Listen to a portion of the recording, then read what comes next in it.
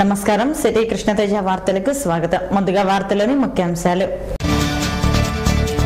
అమరావతి నిర్మాణంలో ప్రతి ఒక్కరూ భాగస్వాములు కావాలి. మన మట్టి మన నీరుతో ప్రపంచ స్థాయి రాజధానిని నిర్మిస్తాం. నారావారిపల్లెలో రాష్ట్ర ముఖ్యమంత్రి నారా చంద్రబాబు నాయుడు ఉద్ఘాటన. సీఎంను సత్కరించిన టీడీపీ శ్రేణులు. విద్యావేత్తలు చట్టసభల్లో రాణించాలి. దేశాభివృద్ధిలో విద్యార్థుల పాత్ర కీలకం. ఎస్వీయూ సదస్సులో కేరళ రాష్ట్ర గవర్నర్ జస్టిస్ సదాశివం వెల్లడి. డెంగ్యూ వ్యాధి పట్ల అవగాహన కలిగి ఉండండి. వ్యాధి నివారణకు వైద్యులు కృషి చేయాలి. ఆరోగ్య సదస్సులో జిల్లా వైద్యాధికారిని కోటేశ్వరి పిలుపు. అమ్మవారి ఆలయాల్లో ప్రారంభమైన దేవీ నవరాత్రి ఉత్సవాలు. శ్రీవారి నవరాత్రి బ్రహ్మోత్సవాలకు వైభవంగా అంకురార్పణ. మానవీధిలో ఊరేగుతూ భక్తులకు దర్శనమిచ్చిన విశ్వసేనుడు. రొయ్యాలో వైద్యుల నిర్లక్ష్యం. మంటగలుస్తున్న మానవీయ విలువలు. శవాలను పీక్కు తింటున్న శునకాలు. దిగ్భ్రాంతికి గురిచేస్తున్న దయనీయ స్థితిగతులపై సిటీ కృష్ణతేజ ప్రత్యేక కథనం. నూతన రాజధాని అమరావతి నిర్మాణానికి ప్రతి ఒక్కరూ భాగస్వాములు కావాలని ఆంధ్ర రాష్ట్ర ప్రజలకు అమరావతి నిర్మాణం ఒక చారిత్రాత్మక పండుగని ముఖ్యమంత్రి నారా చంద్రబాబు నాయుడు అన్నారు. నవ్యాంధ్ర నిర్మాణానికి సీఎం సొంత గ్రామం నారావారిపల్లె నుంచి మననీరు మనమట్టి కార్యక్రమాన్ని చంద్రబాబు నాయుడు మంగళవారం ప్రారంభించారు. ఉదయం నారావారిపల్లెకి విచ్చేసిన సీఎంకు గ్రామస్తులు, మహిళలు, పార్టీ కార్యకర్తలు, నాయకులు, అధికారులు ఘనంగా స్వాగతం పలికారు. మహిళలు ప్రత్యేక హారతులతో నారావారిపల్లికి ఆహ్వానం పలికారు. సీఎంకు పలువురు నృత్యకారులు తమ నృత్యాలతో టీటీడీ కళ్యాణ మండపంకు తీసుకెళ్లారు. కళ్యాణ మండపంలో ప్రత్యేక హోమాలలో పాల్గొన్న సీఎం అక్కడ నుంచి తన సొంత పొలం ఉన్న పుట్టమట్టిని తీసుకున్నారు. అక్కడ ఉన్న నీటిని తీసుకుని అక్కడ నుంచి ర్యాలీగా కళ్యాణ మండపంకు చేరుకున్నారు. అనంతరం కుల, మత పార్టీలకు అతీతంగా అమరావతి నిర్మాణం కోసం ప్రత్యేక ప్రార్థనలు చేశారు.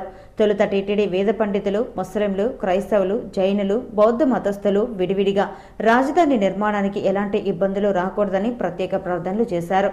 అనంతరం కళ్యాణ మండపంలో మీడియాతో ఆయన మాట్లాడుతూ తెలుగు ప్రజలకు దసరా మొదటి పండుగ అయితే అమరావతి నిర్మాణం రెండవ పండుగన్నారు. రాబో భావితరాల వారికి అమరావతి ఒక దర్పంలా నిర్మించి అందజేస్తామన్నారు. రాష్ట్రంలోని 16,000 గ్రామాల్లో మననీరు మనమటిని సేకరించి రాజధాని నిర్మాణానికి అందజేస్తామన్నారు. ప్రపంచ దేశాలు గర్వించేలా రాజధానిని నిర్మించేందుకు కృషి చేస్తున్నామన్నారు. అమరావతి ఒక చరిత్ర అని, రాజధాని శంకుస్థాపనకు ప్రధానమంత్రి నరేంద్ర మోడీ రానున్నారని అన్నారు. ఆయన గర్వించేలా అన్ని గ్రామాలు, వార్డులు, పట్టణాల నుంచి మట్టి, నీటిని సేకరించి రాజధాని నిర్మాణానికి ఉపయోగిస్తామన్నారు.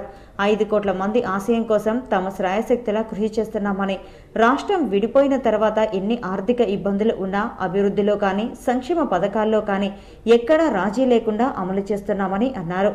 రాజధాని నిర్మాణానికి ప్రతి ఒక్కరూ సహకరించాలని ఆయన కోరారు. దీంతో పలువురు చంద్రగిరి వాసులు రాజధాని నిర్మాణానికి తమ విరాళాలను ప్రకటించారు. సీఎం వారి పేర్లు ఉచ్చరిస్తూ విరాళాల దాతలను అభినందించారు. ఈ సందర్భంగా TTD chairman doctor Chadalavada Krishnamurthy, రాష్ట్ర అటవీ శాఖ మంత్రి బొజ్జల గోపాలకృష్ణారెడ్డి, ఎమ్మెల్సీలు గాలి ముద్దుకృష్ణం నాయుడు, గౌనివారి శ్రీనివాసులు, మాజీ మంత్రి గల్లా అరుణకుమారి, టీడీపీ వైద్య ఆరోగ్య జిల్లా అధ్యక్షురాలు డాక్టర్ రాలుపల్లి సుధారాణి, పలువురు టీడీపీ నాయకులు, కార్యకర్తలు సీఎంను ఘనంగా సత్కరించారు. ఈ కార్యక్రమంలో పలువురు జిల్లా నాయకులు Tanikonda Keshavula Naidu, Harihara Chaudhary, Neelakanta Naidu, Tirumalareddy, single window chairman Subrahmanyam Naidu, sarpanch Chandrakumar Naidu, పలువురు నాయకులు, కార్యకర్తలు, అధికారులు పాల్గొన్నారు. మన నీరు మన మట్టి మన రాజధాని మన అమరావతి ఈ కార్యక్రమానికి శ్రీకారం చుట్టాం. ఈరోజు ఒక చరిత్ర. రాష్ట్ర విభజన జరిగిన తర్వాత మనకు రాజధాని లేదు, కాలేజీలు లేవు, ఆర్థిక ఇబ్బందులున్నాయి. అయితే ఈరోజు ఇవన్నీ చూసిన తర్వాత రాష్ట్ర ప్రభుత్వం ఒక దృఢ సంకల్పంతో మన రాజధాని నిర్మాణానికి కార్యక్రమాలు చేపట్టాం. ఏదైతే అనుకూలమైన స్థలం అనుకున్నామో కర్నూలు నుంచి చిత్తూరు దగ్గర నుంచి అటు శ్రీకాకుళం, ఇచ్చాపురం వరకు అందరికీ ఆమోదయోగ్యం, అందరికీ సమదూరం ఉండే ప్రదేశం మన రాజధానిగా ఉండాలి, ప్రజలందరికీ అందుబాటులో ఉండాలనే ఉద్దేశంతో అమరావతిని మనం నిర్ణయించుకున్నాం. ఈరోజు అమరావతి ఒక చరిత్ర. దేవేంద్రుడి యొక్క రాజధాని, ఇంద్రుడి యొక్క రాజధాని మన అమరావతి. చట్టసభల్లో విద్యావేత్తల అవసరం ఎంతో ఉందని కేరళ రాష్ట్ర గవర్నర్ జస్టిస్ సదాశివం పేర్కొన్నారు. మంగళవారం శ్రీ వెంకటేశ్వర విశ్వవిద్యాలయంలో దేశ అభివృద్ధిలో విద్యార్థుల పాత్ర అనే అంశంపై సదస్సును నిర్వహించారు.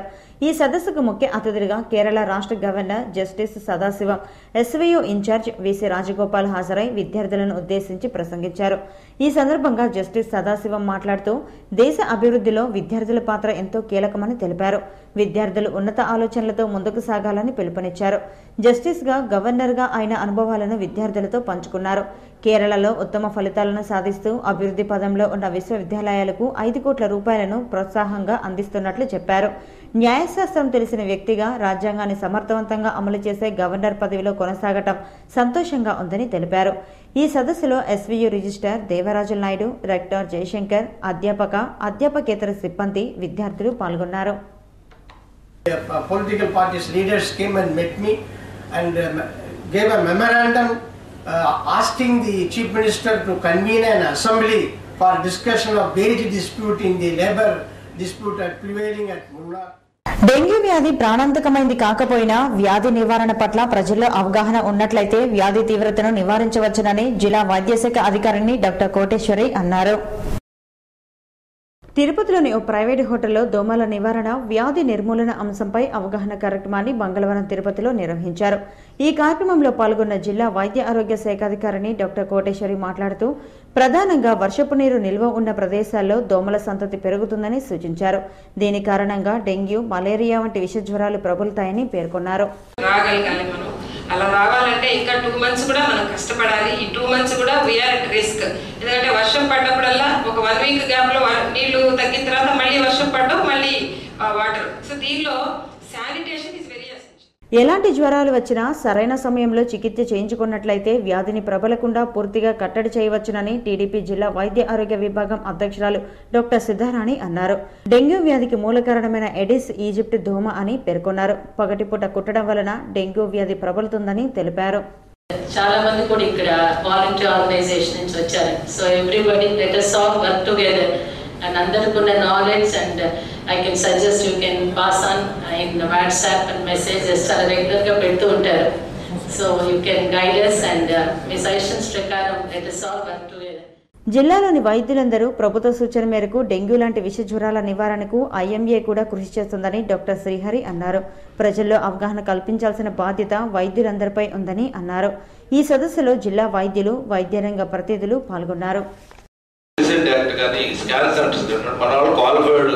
ఉన్న వరకు ఎక్కడ కూడా చాలా వరకు అందరూ కూడా కోఆపరేట్ చేస్తూ అందరూ రిజిస్టర్ చేసుకునే ఉన్నారు. కొన్ని దగ్గరలో అంటే కొన్ని కంప్లైంట్స్ అయితే ఉన్నాయి, ఆల్రెడీ ఇచ్చున్నాం. అసలు అసోసియేషన్ కూడా కొన్ని కంప్లైంట్స్ ఇవ్వడం జరిగింది.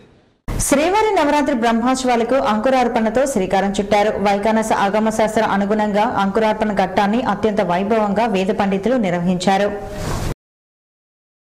తిరుమల శ్రీ వెంకటేశ్వర స్వామి బ్రహ్మోత్సవ ఏర్పాట్లను శ్రీవారి సేనాధిపతి విశ్వక్షేణుడు తిరువీధుల్లో ఊరేగుతూ సమీక్షించారు. శంకు చక్ర గద ఖడ్గ ఆయుధాలను ధరించి మంగళ వాయిద్యాల నడుమ మాడవీధుల్లో బంగారు తిరుచి వాహనంపై శ్రీవారు ఊరేగుతూ భక్తులకు అభయమిచ్చారు.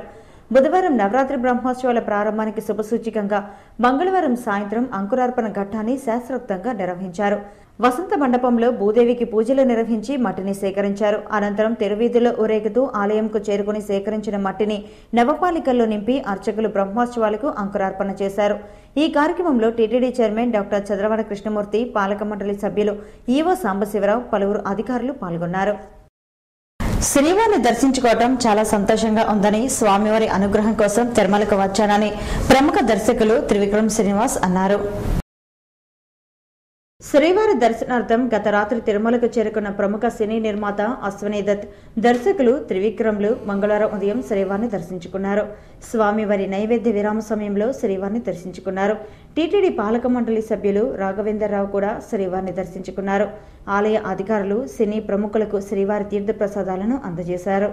తిరుపతిలోని శ్రీ కన్యకా పరమేశ్వరి ఆలయంలో శరన్నవరాత్రి ఉత్సవాలను అత్యంత వైభవంగా నిర్వహిస్తున్నారు.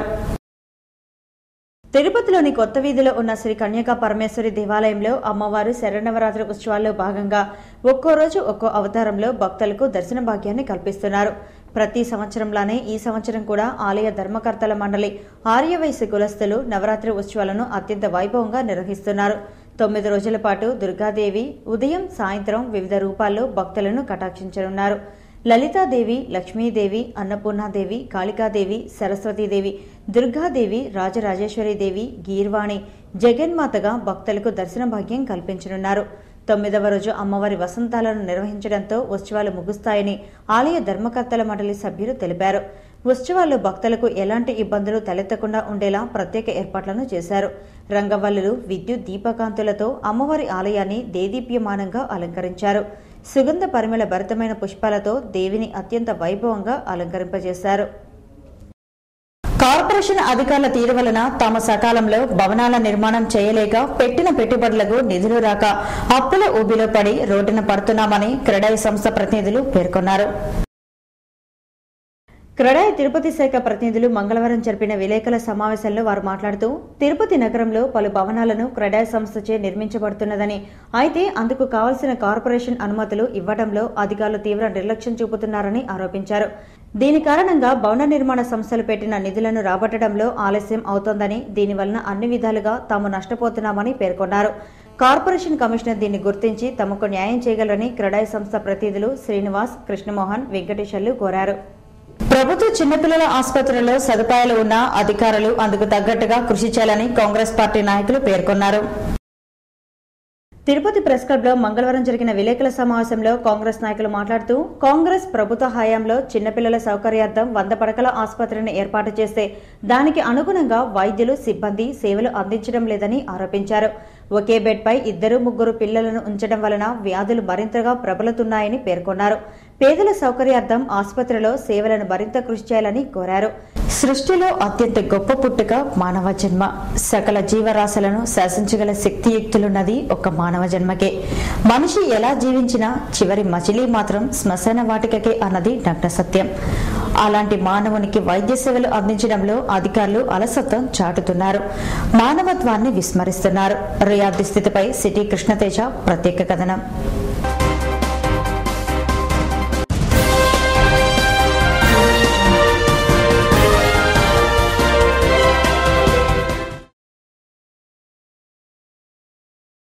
సృష్టిలో గొప్ప పుట్టుక మానవ జన్మ. జీవకోటిని శాసించగల శక్తియుక్తులు ఉన్న మనిషి ఎంత దూరం ప్రయాణించినా, జీవించినా తన చివరి మజిలీ మాత్రం శ్మశాన వాటికే అన్నది నగ్న సత్యం. మన గమ్యం చేరుకున్నాక నా అన్నవాళ్లు మనల్ని ఒంటరిని చేసి వెళ్లిపోతారు. నా అన్నవాళ్లు శ్మశానం వరకు వస్తే కన్న కొడుకు తలకొరివి వరకు వస్తాడు. కానీ మనం చేసిన పాపపుణ్య కర్మలు మాత్రం దేవుని వరకు వెళ్తాయని ఓ గొప్ప కవి చెప్పిన మాటలు నిత్య సత్యమని చెప్పాలి. మానవ జీవితంలో పుట్టుక, చావు 2 ప్రధానమైనవి. 2 పరిస్థితులు భావోద్వేగమైన పరిస్థితులను ప్రతిబింబిస్తాయి. అయితే రాయలసీమకే తలమానికంగా ఉన్న శ్రీ వెంకటేశ్వర రామ్ నారాయణ్ రుయాస్పత్రిలో పరిస్థితి కడు దయనీయంగా ఉంది. ఆసుపత్రి అధికారుల నిర్లక్ష్యం మానవీయ విలువలను, మానవత్వాన్ని మంటగలుపుతున్నాయి. పవిత్ర పుణ్యక్షేత్రమైన తిరుపతి నగరంలో శ్రీవారి పాదాల చెంత ఉన్న రుయాస్పత్రిలోని శవగారం శిథిలమైంది. ప్రతిరోజు తిరుపతి రుయాస్పత్రికి 10 నుండి 12 మృతదేహాలు శవ పంచనామా నిమిత్తం మార్చురీకి వస్తుంటాయి. అందులో అనాథ శవాల సంఖ్య ఎక్కువగా ఉంటాయి. రుయాస్పత్రిలో శవాలను ఉంచే 8 ఫ్రీజర్లు ఉండగా ఎస్వి వైద్య కళాశాలకు సంబంధించి 4 ఫ్రీజర్లు ఉన్నాయి. 12 ఫ్రీజర్లలో ఈ ఏడాది జనవరి 25 నుండి 8 ఫ్రీజర్లు పనిచేయటం లేదు. ఈ ఫ్రీజర్లు సుమారు 50 సంవత్సరాల ముందు కొనుగోలు చేసినవి. అందులోనూ జర్మన్ టెక్నాలజీ ఫ్రీజర్లు కావటంతో వీటిని మరమ్మతులు చేసేవారు లేక మార్చి నెలలో వీటిని అధికారులు మూతవేశారు. దీంతో ఉన్న 4 ఫ్రీజర్లు ఎస్వి మెడికల్ కళాశాలకు చెందినవి కావటంతో పాటు 4 మృతదేహాలు మాత్రమే అందులో ఉంచగలగటం మరో ఇబ్బందిగా మారింది. దుర్మార్గమైన విషయము. ఒక మనిషి చచ్చిపోయిన వెంటనే చేతులెత్తి దండం పెట్టి దేవుడితో సమానంగా చూసుకునే మన సాంప్రదాయం ఉండే చోట ఈరోజు శవాలు కుళ్ళిపోతున్నాయి. ఈరోజు చచ్చిపోయిన శవాలు గుర్తుపట్టలేని పరిస్థితుల్లో ఉన్నప్పటికీ ఎన్ని రోజులైనా సరే అక్కడ పెట్టి ఆ బాధితులకి అందించాల్సిన పరిస్థితి ఉంది. కానీ అలాంటివి ఏవి కూడా చేయకుండా ఈరోజు శవాలు కుళ్ళిపోతున్నాయి, పురుగులు పడిపోతున్నాయి. మేము తాకడానికి కూడా సిద్ధపడడం లేదని డాక్టర్లు చెప్పడం చాలా ఆందోళనకరంగా ఉంది. వెంటనే కోల్డ్ స్టోరేజీ ఇంకా ఎక్కువ పడక గదులు పెంచాలి, ఎక్కువ మంది పెట్టుకునేటట్లుగా ఏర్పాటు చేయాలని చెప్పి మేము హెచ్చరిస్తా ఉన్నాం. ఈరోజు తిరుపతే కాదు ఎక్కడెక్కడి నుంచో ఇక్కడికి వస్తారు, అనుకోకుండా చనిపోతారు. వాళ్ళందరినీ కూడా వాళ్ళ బంధువులకి చేర్చేటప్పటికి చాలా సమయం పడుతుంది. అలాంటి పరిస్థితుల్లో ఇక్కడ శవాలు కుళ్ళిపోతే ఈ హాస్పిటల్ ఉండి కూడా ప్రయోజనం లేదని చెప్పి మేము భావిస్తూ ఉన్నాము. ఎక్కువ సంఖ్యలో కనీసం ఒక 20 మంది 30 మంది వరకు పెట్టే విధంగా ఈ కోల్డ్ స్టోరేజ్ని డెవలప్ చేయాలి. దానికోసం నిధులు అవసరమైతే టీటీడీ నుంచి కూడా ఇవ్వాలని చెప్పి మేము డిమాండ్ చేస్తా ఉన్నాం. దీని కారణంగానే శేషాచలం ఎన్కౌంటర్లో 20 మంది ఎర్ర కూలీలకు కేవలం 8 గంటల వ్యవధిలో పంచనామా నిర్వహించి శవాలను వారి కుటుంబీకులకు అప్పగించారు. శవాలను మార్చరీలో ఉంచడానికి ఫ్రీజర్లు లేకపోవటం సమస్యగా మారింది. పోస్టుమార్టం పూర్తయి శవాలను శవాగారంలో పడేయటం వలన కుక్కలు శవాలను పీక్కు తింటున్నాయి. ఒకప్పుడు ఊరి చివరన ఉన్న శ్మశానంలో నక్కలు శవాలను పీక్కు తినేవని మనం వినుంటాం. అయితే నగరం నడిబొడ్డున ఉన్న రుయాస్పత్రి, రాయలసీమకే తలమానికమైన ప్రభుత్వ వైద్యశాలలో పట్టపగలు అనాథ శవాలను కుక్కలు పీక్కు తినే దయనీయమైన పరిస్థితి కనిపిస్తోంది. ఎవరైనా యాక్సిడెంట్గా చనిపోయినా వాళ్ళని తీసుకొచ్చి అన్నోన్ పర్సన్స్ ఎవరు తెలియకుండా, అంటే అడ్రస్ ట్రేస్ కాని వాళ్ళకి ఒక మార్చరీ ఉంది. అక్కడ పరిస్థితి కానీ చూస్తే ఒకసారి ఎంత ఘోరంగా ఉంటుందంటే, ఆ శవము అక్కడ పెట్టేస్తే కొద్ది రోజుల వరకు ఎవరు రాకపోతే అవి పురుగులు పట్టేసి, చీమలు పట్టేసి దాన్ని తినే జంతువులు వచ్చి తినేటువంటి పరిస్థితి ఉన్నది అక్కడ పరిస్థితి. తీరా ట్రేస్ అయిన తర్వాత మా సిబ్బంది 4వ తరగతి సిబ్బంది అక్కడికి వెళ్ళేటప్పటికే అక్కడ పరిస్థితి చూసామంటే విపరీతంగా వాసన, పురుగులు పట్టేసి వీళ్ళు మా సిబ్బందిని వాళ్ళు వచ్చినటువంటి బంధువులకు తీసి ఇవ్వాలంటే ఆ శవాన్ని కడిగి ఆ పెనాయిల్ పెట్టి కడిగి తీసేటప్పటికి వీళ్ళకి ఆ మందు దాగి వాళ్ళు వెళ్తారు. కానీ దానివల్ల ఏంటంటే చాలామంది అనేక మంది జబ్బులు పాలై గతించిన వాళ్ళు కూడా ఉన్నారనమాట. కానీ ఈ రోజు వరకు కూడా ఆ మార్చురీ అట్నే ఉంది, ఇంతవరకు ఎలాంటిది చేంజ్ చేయలేదు. ఈ పరిస్థితిని డిఎంహెచ్ఓ దృష్టికి తీసుకెళ్లడంతో ఆయన స్పందిస్తూ 25 కోట్ల రూపాయలను ఫ్రీజర్ల కొనుగోలుకు ప్రభుత్వం దృష్టికి తీసుకెళ్లి నిధులు మంజూరు చేశారు. అయితే ఇప్పటి వరకు వాటిని కొనుగోలు చేయకపోవడంతో శవాలను గుట్టలుగా పడేస్తున్నారు. ఇక్కడ ఉన్న అవసరాల నిమిత్తం చూసుకుంటే హాస్పిటల్లో ఉన్నది లేదా మా డిపార్ట్మెంట్లో జరిగే అటాప్సీల బట్టి చూస్తే ఒక 20 బాడీస్ ఫ్రీ అంటే కోల్డ్ స్టోరేజ్ యూనిట్ ఒక 20 బాడీస్ని ప్రిజర్వ్ చేసుకోగలిగిన ప్రిజర్వ్ చేయగలిగిన క్యాపబిలిటీ ఉంటే ఇట్ విల్ బి గుడ్ అనమాట. ఇది మరి అలాంటి పక్షం లేనప్పుడు ఇబ్బందేనండి. 4 బాడీస్ అంటే కష్టమే. మాకు కూడా అటాప్సీ చేయాలి అని అంటే బాడీ కుళ్ళిపోతే మేము కూడా ఇబ్బంది పడుతున్నాం. మరి డెడ్ బాడీస్ మీద అటాప్సీ చేయాలి. మెడికల్ లీగల్ కేసుల్లో మేము ఇబ్బంది పడుతున్నాము అటాప్సీ చేయాలి. ఇన్ని రోజులు అంటే ఇదంతా టైం టేకింగ్ మా చేతిలో లేదు కదా. ఇది గవర్నమెంట్ ప్రపోజల్స్ ఆల్రెడీ పెట్టమని అన్నారు డిఎంఈ గారు. ఈవెన్ కలెక్టర్ గారు దృష్టిలో కూడా తీసుకురావడం జరిగిందంటే 20 అటాప్సీలు జరిగాయి కదా రెడ్ శాండల్స్ టైము. అప్పటికే ఇది అవుట్ ఆఫ్ ఆర్డర్ మా దగ్గర మా డిపార్ట్మెంట్లో ఉన్నటువంటి కోస్టల్ ప్లాంట్ కలెక్టర్ గారి దృష్టి తీసుకెళ్తే కలెక్టర్ గారు కూడా పాజిటివ్గా స్పందించారు. నిజమే చాలా అవసరమని ఈవెన్ ఎస్టిమేషన్ అవి చేయించడానికి మెంబర్స్ని పంపించారు, స్టాఫ్ని కూడా పంపించారు. But maybe I don't know, మన ఇన్ని రోజులు నాకు తెలియదు కానీ మేబీ ఒక 1 to 2 months లోపల డెఫినెట్గా దీనికి సొల్యూషన్ అనేది ఉంటుందని భావిస్తున్నాను. శవాగారం వద్ద కనీసం వాచ్మెన్లు లేకపోవటం వలన అనాథ శవాలు శునకాలకు ఆహారం అవుతున్నాయి. కానీ ఈ మధ్యకాలంలో డిఎంఓ గారు ఇన్స్పెక్షన్కి వచ్చినప్పుడు ఒక 12 మార్చురీస్ని తప్పనిసరిగా వెంటనే నిర్వర్తించాలి చేయండి అని కొంత బడ్జెట్ ఇవ్వడం జరిగింది. దాని మీద సూపరింటెండెంట్ మేడం గారు ఒక పర్యవేక్షణ చేసి ఏమేమి ఇస్తే బాగుంటుంది, ఏమి చేస్తే బాగుంటుంది అనే ఉద్దేశంతో చేస్తుంది. కానీ నేనేమంటానంటే ఈ మార్చురీ కానీ తొందరగా మనం చేయకపోతే ఇటు సిబ్బంది నానా బాధలు పడుతున్నారు. యాజ్ ఎర్లీ యాజ్ పాసిబుల్ తొందరగా దాన్ని నిర్వర్తించాలని నేను కోరుకుంటున్నాను. ఇప్పుడు ఇచ్చినటువంటి బడ్జెట్ని సద్వినియోగం చేయమని కూడా అడుగుతున్నాను నేను.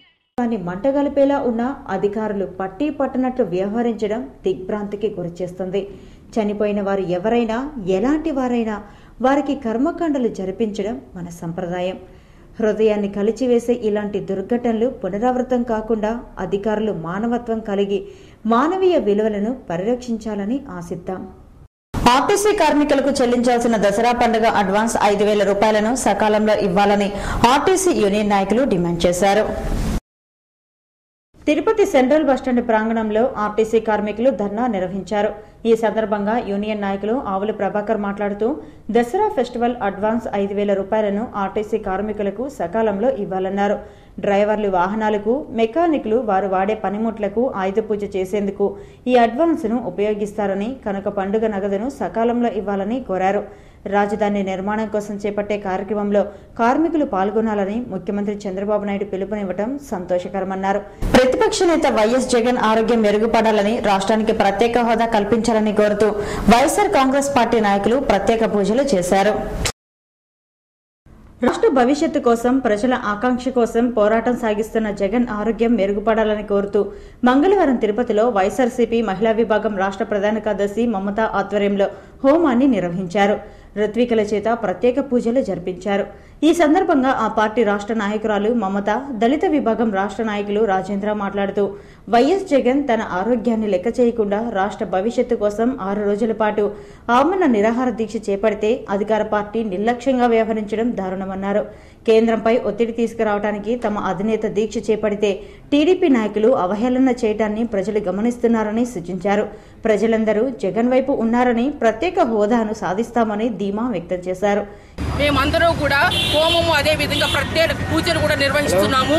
వీలైనంత త్వరలో జగన్మోహన్ రెడ్డి గారు కోలుకుని ప్రత్యేక హోదా సిద్ధించేంత వరకు కూడా అందరూ మాకు అండగా ఉండి ఆశీర్వదించాలని కోరుకుంటున్నాం. అంగన్వాడీ కార్యకర్తల పట్ల రాజకీయ వేధింపులను అరికట్టి సమాన పనికి సమాన వేతనం చెల్లించాలని Andhra Pradesh anganwadi helpers and workers association జిల్లా ఉపాధ్యక్షురాలు ప్రమీల డిమాండ్ చేశారు. అంగన్వాడీ కార్యకర్తలకు కనీస వేతనాలు చెల్లించాలని కోరుతూ మంగళవారం తిరుపతి ఆర్డీఓ కార్యాలయం ఎదుట ఏఐటీసీ ఆధ్వర్యంలో ఆందోళనకు దిగారు. ప్రభుత్వానికి వ్యతిరేకంగా నినాదాలు చేశారు. ఈ సందర్భంగా అసోసియేషన్ జిల్లా ఉపాధ్యక్షురాలు ప్రమీల మాట్లాడుతూ ప్రభుత్వం తమ శ్రమను దోచుకుంటోందని, కనీస వేతనాలు చెల్లించకుండా గౌరవ వేతనాలు చెల్లించడం దారుణమని మండిపడ్డారు. వయసు పైబడి ఉద్యోగ విరమణ చేసిన వారికి రిటైర్మెంట్ బెనిఫిట్తో పాటు పెన్షన్ ఇవ్వాలని డిమాండ్ చేశారు. చెన్నై, కర్ణాటక, కేరళ తరహాలో అంగన్వాడీలకు సౌకర్యాలను సమకూర్చాలని కోరారు. ఈ నిరసన కార్యక్రమంలో అసోసియేషన్ నాయకురాలు అరుణ, గంగాదేవి, ఏఐటీసీ నాయకులు మురళి, రవి, రాధాకృష్ణ పాల్గొన్నారు. ప్రజల్లో ఆధ్యాత్మిక భక్తిభావాలను పెంపొందిస్తూ ఆల్ ఇండియా హరినామ సంకీర్తన పాదయాత్ర ప్రారంభమైంది. తిరుపతిలోని ఇస్కాన్ ఆలయం నుంచి ఈ పాదయాత్ర ప్రారంభమైంది. 1976 నుండి ప్రతి ఏటా దేశవ్యాప్తంగా అన్ని ప్రధాన ఆలయాలను సందర్శిస్తూ హరినామ సంకీర్తనలతో పాదయాత్ర చేపట్టారు. 2 రోజుల క్రితం తిరుపతికి చేరిన ఈ పాదయాత్ర మంగళవారం ప్రారంభమైంది. ఈ సందర్భంగా ఇస్కాన్ ఆలయం నుండి ప్రారంభమై నగరంలోని ప్రధాన వీధుల గుండా సాగింది. ప్రజల్లో ఆధ్యాత్మిక భక్తి భావాలను పెంపొందిస్తూ ముందుకు సాగుతుందని, ఇస్కాన్ స్వర్ణోత్సవాలను పురస్కరించుకుని నిర్వహిస్తున్నట్లు లోకనాథ స్వామీజీ నేతృత్వంలో ఈ పాదయాత్ర సాగుతుందని ఇస్కాన్ మందిరం సభ్యులు పేర్కొన్నారు. ఇక్కడి నుంచి ఇంక కొద్ది క్షణాల్లో ప్రారంభమై మన శ్రీ రాధాగోవింద మందిరం, ఇస్కాన్ తిరుపతి మందిరానికి ఇంచుమించు ఒక 2,000 మంది భక్తులతో సంకీర్తన చేసుకుంటూ అక్కడ వెళ్ళడం జరుగుతుంది. అమరావతి రాజధాని శంకుస్థాపన కార్యక్రమంలో రైతు వందనం కార్యక్రమం నిర్వహిస్తామని ప్రముఖ సినీ నిర్మాత అశ్వనీ దత్ తెలిపారు. ప్రముఖ సినీ నిర్మాత అశ్వనీ దత్ మంగళవారం శ్రీకాళహస్తీశ్వరుని దర్శించుకున్నారు. ఆయనకు ఆలయ అధికారులు స్వాగతం పలికి దర్శన ఏర్పాట్లు చేశారు. స్వామి, అమ్మవార్లను దర్శించుకొని పూజలు జరుపుకున్నారు. ఈ సందర్భంగా అశ్వనీ దత్ మాట్లాడుతూ గతంలో తాను ఆలయానికి ఏదైనా చేయాలని చెప్పానని, ఏమి చేయాలో చెప్పండని పాలక మండలి సభ్యులు కాసరం రమేష్, గుర్రపశెట్లను వాకప్ చేశారు. నిత్యాన్నదానంకు భారీ విరాళం ఇస్తామన్నారు. అమరావతి శంకుస్థాపన కార్యక్రమంలో రైతు వందనం పాట, భరతనాట్యం, కూచిపూడి ప్రదర్శన కీరవాణి ఆధ్వర్యంలో నిర్వహిస్తామని తెలిపారు.